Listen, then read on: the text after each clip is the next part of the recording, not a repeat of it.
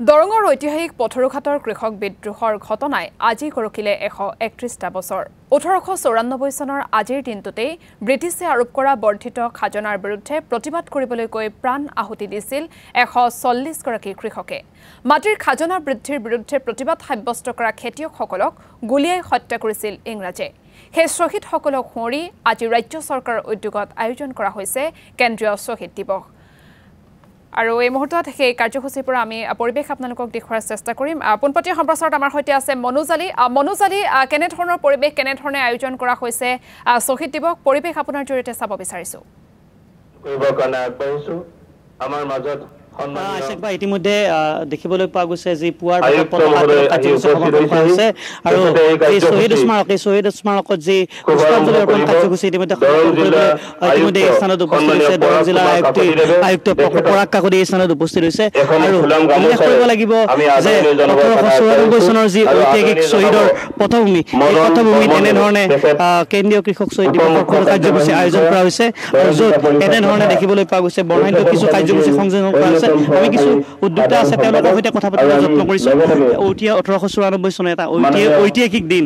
আই বিলি যি কেন্দ্ৰীয় কৃষক দিৱস আয়োজন কৰা হৈছে কেনে ধৰণে আপোনালোকে এই কাৰ্যসূচী আগবঢ়াই লৈ গৈছে 26 তাৰিখৰ পৰা আমাৰ এই কৃষক শ্বহীদৰ সংগতি ৰাখি আমাৰ কাৰ্যসূচী নানান কাৰ্যসূচী চলাইছে ইয়াৰ ভিতৰত আমাৰ যিসকল শ্বহীদ পৰিয়াল হওক বা মুক্তিযুঁজাৰুৰ ক্ষেত্ৰত আপোনালোকে দেখিছে 26 তাৰিখে আমাৰ মাননীয় মন্ত্ৰী মহোদয় আহি 4টাকৈ ফেভাৰ ব্লকছৰ ৰাস্তা য'ত নেকি আমাৰ এই শ্বহীদৰ যি ঘৰখন যে ব্যাসপাৰা গাঁৱত তাতে মুক্তিযোদ্ধাৰ ঘৰলৈ যোৱাৰ পথকেইটা আমি শুভাৰম্ভ কৰিছে আৰু তাৰ আজিৰ পৰা চাব বিচাৰিছোঁ মই দেখুৱাইছোঁ এনেধৰণে দৰং জিলাৰ আয়ুক্ত পৰাগ কাকতিয়ে যি শ্বহীদৰ স্মাৰকত ইতিমধ্যে পুষ্পাঞ্জলি অৰ্পণ কৰিছে সেৱা নিবেদন কৰিছে আৰু দেখিবলৈ পোৱা গৈছে ইয়াত যথেষ্ট সংখ্যক লোকৰ উপস্থিতি হৈছে কিছু সময় পিছতে ইয়াতে অসম চৰকাৰৰ কেইবাগৰাকীও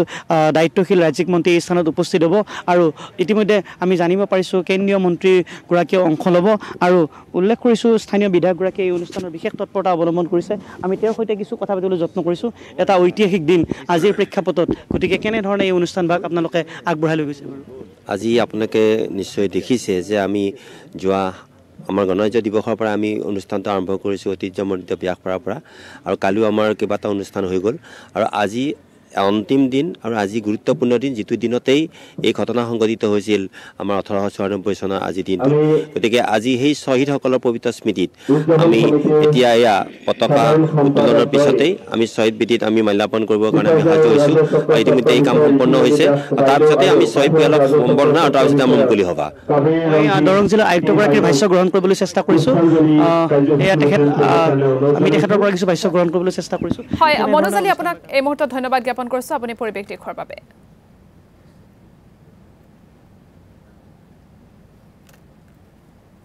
অনুষ্ঠিত হ'ব এই সভাত অসম চৰকাৰৰ মন্ত্ৰী চন্দ্ৰমোহন পাটোৱাৰী ছাৰ আৰু মাননীয় মন্ত্ৰী অতুল বৰা ছাৰ তেখেতসকলে অংশগ্ৰহণ কৰাৰ কথা আছে আজি পথৰুঘাটৰ স্মৃতিত এটা ডাক টিকট উন্মোচন কৰা হ'ব গতিকে আজি আমি দিনজোৰা কাৰ্যসূচী লৈছোঁ আৰু ৰাতিলৈও আমাৰ সাংস্কৃতিক অনুষ্ঠান অনুষ্ঠিত হ'ব